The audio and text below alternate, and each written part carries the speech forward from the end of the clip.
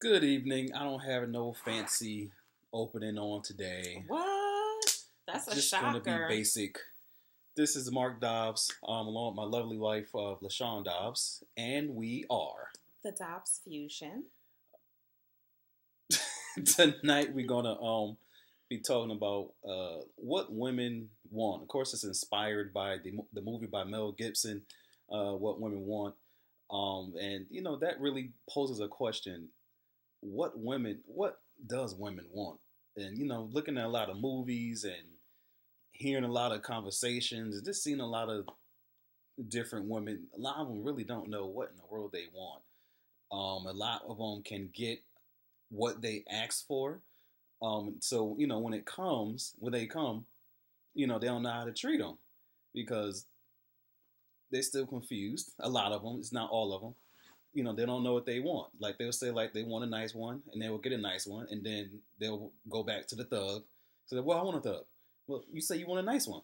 Which one is it? It's like confused. And, when the movie part comes in is that, I always wonder, what are they thinking? If I had that power of Mel Gibson, to know exactly, what like my wife is thinking, and I could just automatically know what she wants without even asking. That's just that's one of the ultimate powers to have. Like, if she won't even know, I could just know. She'd be like, oh my God, the Holy Spirit is just moving in him so much. Like, God is just so good. And I'm just like, like, yeah, I'll be like, oh, you're thinking this, and this, and that. How did you know? It's the Lord. I don't know. So he would fool me like that, right? So make me think that he's just so in tune with what I need and with what I want. Yeah, it's true. You know what I think it honestly boils down to, though?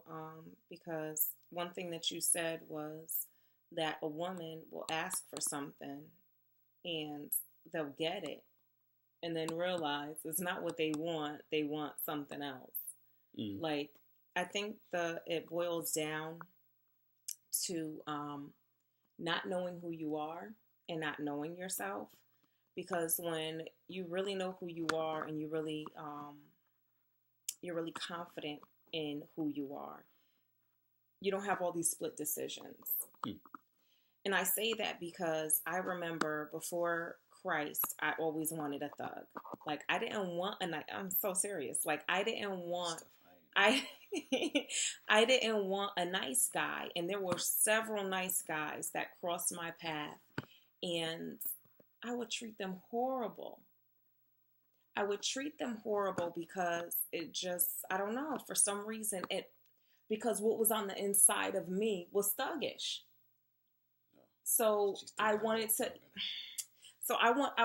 well, then you must be thuggish too. So I was attracting what was on the inside of me and not really knowing what I wanted because I didn't like the way that I was treated by these guys. But then when I got with a nice guy and he just treated me so well, it was like I didn't know how to respond to that. I didn't know how to accept it. So it was like, okay, well, then I'll just go back to what's familiar to me. So I definitely can get what you said at the beginning of this video because I was there. But once I really gave myself wholeheartedly over to Christ, and God began to strip me from some things and do what he needed to do in me. Now, the attraction that I had was for what I really wanted. So everything that I told God that I wanted in my husband, I was ready for that. And I was ready to receive that because now that's who I have become. I hope that's not confusing. And, I see a lot of people who does get what they want, but they're mentally, not ready for it. And, a lot of them don't realize that, at first they they keep trying to work the relationship and all this other stuff. And they just really not understanding, they're just not mentally ready. Marriage is it's hard. It's not easy. How it's difficult at times. It has its goods and bads. But you learn how to work through it. But if you go into this believing that it's going to be a bed of roses, you're not going to want to work through it. Yeah. You're just going to believe that, oh, it's just going to be easy. And when problems arise, you're going to think that it's the wrong one, because ordained marriages by God are not supposed to have any problems. You know, often we hear that. Wow. What's coming back to my memories, and people used to clown me on this. My god sister and some other friends used to clown me on when I used to do this. Don't say nothing about that application. Yeah. I used to have an application when I was younger, and some of this stuff is going in a book. Is that what you were really going to bring up? Yeah. Oh, wow. In my book I'm going to be writing. Man, yeah, I used to have an application full of it could have been 50 or 70 questions. I don't even know where this stuff came from. And, I used to have a checklist and give it to the girls and okay, answer all these, right? And give it back to me. And then, I'll see, if we can, be something. And, what I realized the other day when the Lord brought it back to my memories, I laughed at it. I'm like, man, I was crazy. I was like a teenager talking about this stuff. I realized that I was always a husband. I was never a boyfriend. So I was like, everybody I looked at, I wanted to look at as, a wife material, even though I was like a young teen. It's just what it was. Like some people are just like that. So until I knew who I was, in God, I couldn't get, what I needed and wanted. Yeah. I'm sorry, I have something crazy going on with my eye over here tonight. Eyelashes. Maybe. So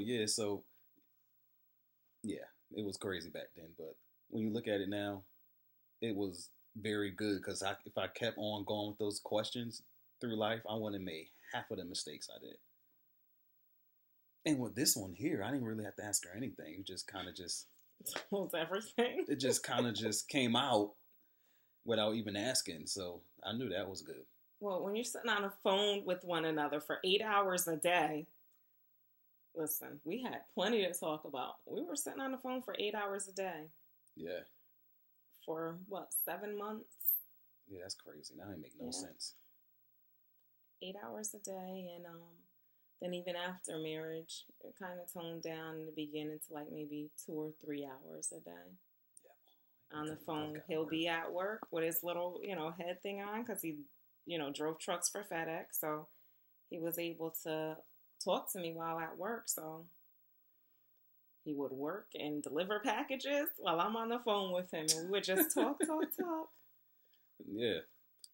So, you got to come to a point that you got to really know what you want in life. But first, most importantly, you got to get a relationship, with the Lord, so he can tell you, who you are and what you need to do in him and all this other stuff. Then he will tell you what you need.